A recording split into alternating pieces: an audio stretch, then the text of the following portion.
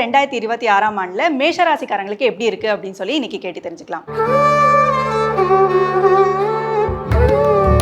2026ஆம் ஆண்டு மேஷராசியை பொறுத்தவரை நட்பலன்களை அதிகமாக அனுபவிக்கக்கூடிய ராசிகளில் ஒன்றாக மேஷராசி அமைந்திருக்கிறது. ஏன்னா வருட கோள்கள் அப்படின்னு சொல்லக்கூடிய குரு, சனி, ராகு, கேதுனுடைய சஞ்சாரங்கள் அற்புதமான நிலையில் இருக்கிறதும், கூடுதலாக சுகஸ்தானாதிபதி என்று வர்ணிக்கக்கூடிய சந்திரன் உச்சமான நிலையில ஆரம்பிக்கக்கூடிய இந்த ஆண்டு நிறைய சுகபோகங்களை விரயத்தின் மூலியமாக அனுபவிக்கக்கூடிய ராசியாக மேஷராசிக்காரங்க கண்டிப்பா இருப்பாங்கன்னு கண்டிப்பா சொல்ல முடியும். அதனை அடுத்து சனி 12ஆம் இடத்துல இருந்தாலும் 7.5 சனியே நடந்தாலும் கூட அவர்களுக்கு நல்ல விரயங்கள் ஏற்பட்டு புதிதாக வண்டி, வாகனம் போன்ற அமைப்புகள் அமையக்கூடிய அற்புதமான ஆண்டாக 2026ஆம் ஆண்டு அமைந்தே தீரும் அப்படின்றதுல மாற்றுக்கிறதுக்கு இடமில்லை.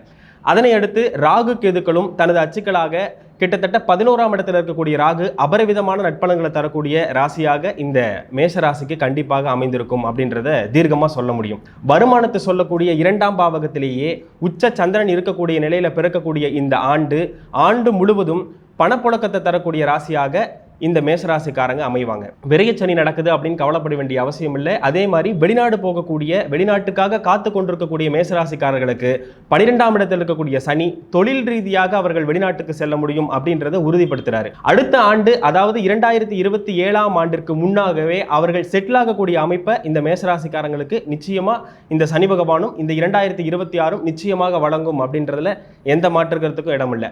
அதனை அடுத்து 5ஆம் இடத்தில் இருக்கக்கூடிய கேது குழந்தைகளால் சில பிரச்சனைகளை கொண்டு வருவதற்கு வாய்ப்பு இருக்கிறது. ஆகவே குழந்தைகளால் விரயம் அல்லது குழந்தைகளுடைய படிப்பிற்காகவோ அல்லது உடல்நல குறைவின் காரணமாகவோ அவங்களுக்கு வீண் விரயம் ஏற்படுமே தவிர மற்ற எல்லா வகையிலும் அவர்களுக்கு நல்ல ஆண்டாகவே 2026 அமையும் அப்படிங்கிறதுல மாற்றமில்லை. அதே போன்று குருவினுடைய பயிற்சி 3 விதமாக மாற்றப்படுகிறது. முதல்ல 5 மாதங்கள் பார்த்தீங்கன்னா அவர் 3ஆம் இடத்துல இருக்கிறார். 3ஆம் இடத்தில் இருக்கக்கூடிய குரு பெரிய அளவிற்கான ஒரு நட்பலன்களை தரமாட்டாங்க மேஷராசிக்காரர்களுக்கு. ஆனால் 4ஆம் இடத்தில் ஜூன் மாதம் 2ஆம் தேதி பயிற்சியாகக்கூடிய இந்த குரு மிகப்பெரிய நட்பலன்களை, சுகஸ்தானத்தில் உச்சமாகக்கூடிய குரு நல்ல சுகபோக அமைப்புகளை நிச்சயமா கொடுப்பார் அப்படிங்கிறதுல மாற்றம் இல்லை. ஆரம்பத்திலேயே 2ஆம் இடத்துல 4ஆம் அதிபதி பலமாகவும் 4ஆம் இடத்துல ஒரு கிரகம் பலமாகவும் இருக்கிறதுனால மிகப்பெரிய யோகங்களை மேஷராசிக்காரங்க நிச்சயமா அடைந்தே தீருவாங்க அப்படின்றதுல மாற்றம் இல்லை.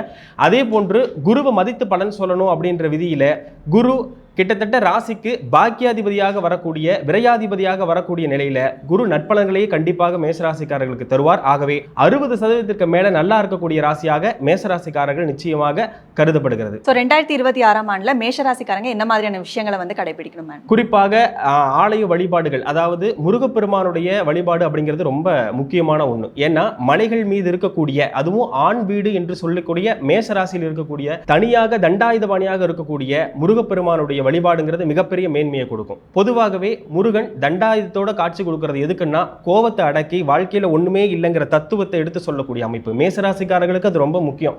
ஆகவே இந்த ஆண்டு முழுவதும் மலை மீது இருக்கக்கூடிய தண்டாயுதபாணியாக இருக்கக்கூடிய முருகப்பெருமான பிரார்த்தனை பண்றது மிகப்பெரிய மேன்மையை மேஷராசிக்காரர்களுக்கு கண்டிப்பா வழங்கும். சோ அடுத்தடுத்த ராசிக்காரங்களுக்கு இந்த வருடம் எப்படி இருக்க போகுது அப்படின்னு தெரிஞ்சுக்க நம்ம அஸ்ட்ரோ தமிழா சேனலை ஃபாலோ பண்ணுங்க.